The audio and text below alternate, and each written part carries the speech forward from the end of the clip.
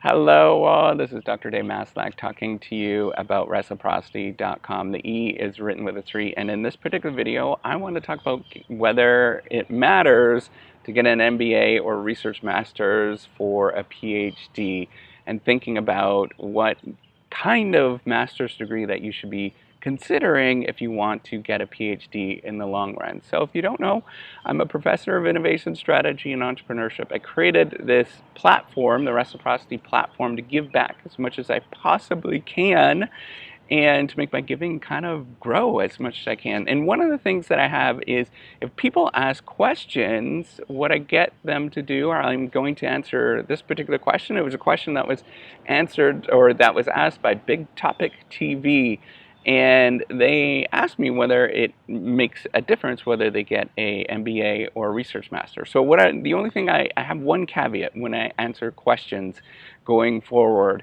And all I want you to do, if you watch this video, I want you to do something nice for somebody else within the next hour. That seems really simple. It kind of sort of fits with the theme of reciprocity. It doesn't matter what it is. Go outside, pick up a piece of garbage when you're walking. If you're walking and you're watching this on your phone, just pick up a piece of garbage, put it in the trash. That's all I want you to do. It's really simple, something very basic, and just do that within the next hour. And this thing, it's not for you, or it's not for me, and it's more for you, and you'll figure out why when you actually do those particular actions.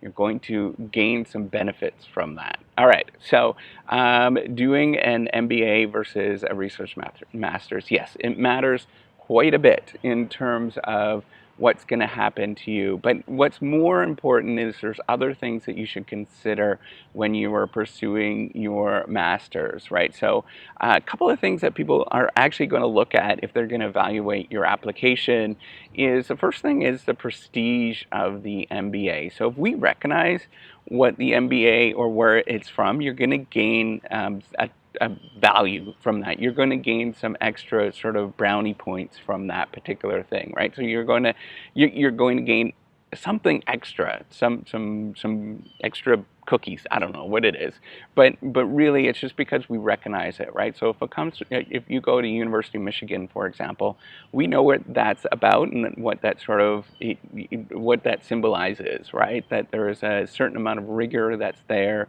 that most people that get into that program, for example, have to go through substantial hurdles to get into those programs. That it is pretty rigorous, right? In general, the whole thing is set up in a very rigorous way. So we're going to be looking at that. The next thing that we're going to be looking at is the GPA, or your, what they call grade point average in the US. So your average, right? So your percentile rank, whatever it is, how you actually performed in the classroom. And we're going to look at that in sort of way based on, given that particular program, how is it that your grades sort of are positioned relative to everybody else in that particular program. So if you're getting all A's, and we know it's from a really good program, then that signals something, right? There's a performance indicator of what's going to happen going forward. And that's really what we're looking at. So what you want to use is the past performance to predict future performance. And that's generally, that rule tends to hold for most things. Sometimes it doesn't hold all the time, but it holds pretty good in terms of where things are going and where things are heading with you. So if you performed well in an MBA, in a rigorous, difficult MBA, maybe it's from University of Chicago, for example, then we know you're probably going to perform well in a PhD program. So, or you might, right? There is some substantial differences there. But okay, so number 3 is we're looking to see whether you did some sort of research project, whatever it is, or project. Something that shows that maybe you wrote up a paper that was sort of analyzing something. And it doesn't have to be, it doesn't have to be like research, but it could be, doing something that was unique and different, and maybe you analyzed a particular company and it was very well done. You have charts and graphs, and it is just the analytical aspect of it was very sharp, that nobody else, that shows what your skill level is, and that you're capable of doing something that is that is sharp that nobody else is currently doing, right? And that's really what you're trying to demonstrate.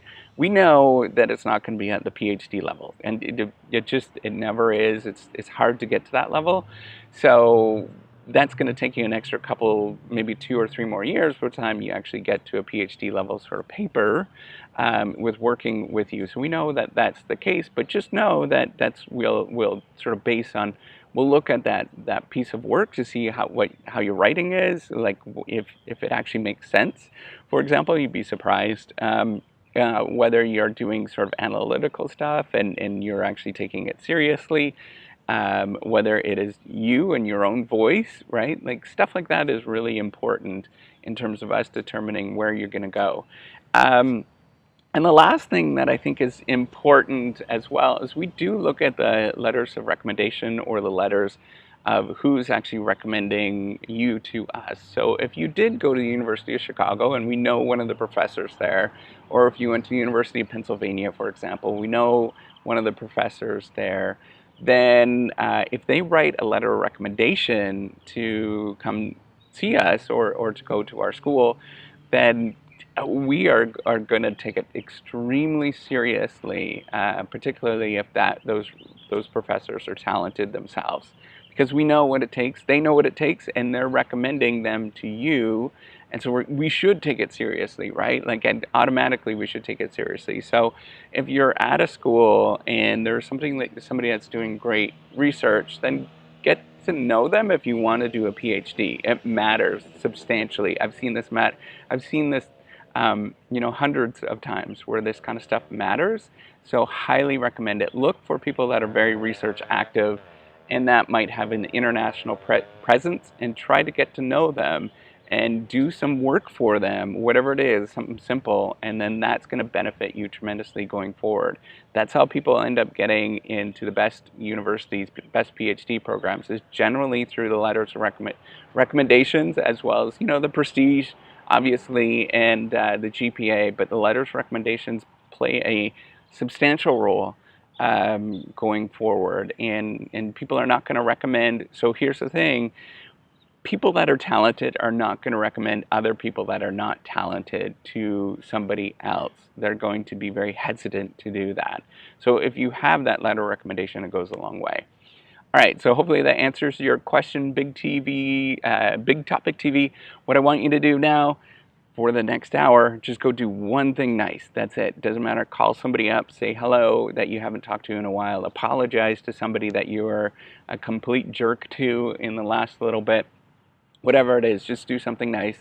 And then you don't have to leave a comment. You can if you want, and let me know how that goes. All right, take care, and have a wonderful day. Oh, by the way, give me a thumbs up if you like this video, and do subscribe to the YouTube channel. All right, take care. Bye.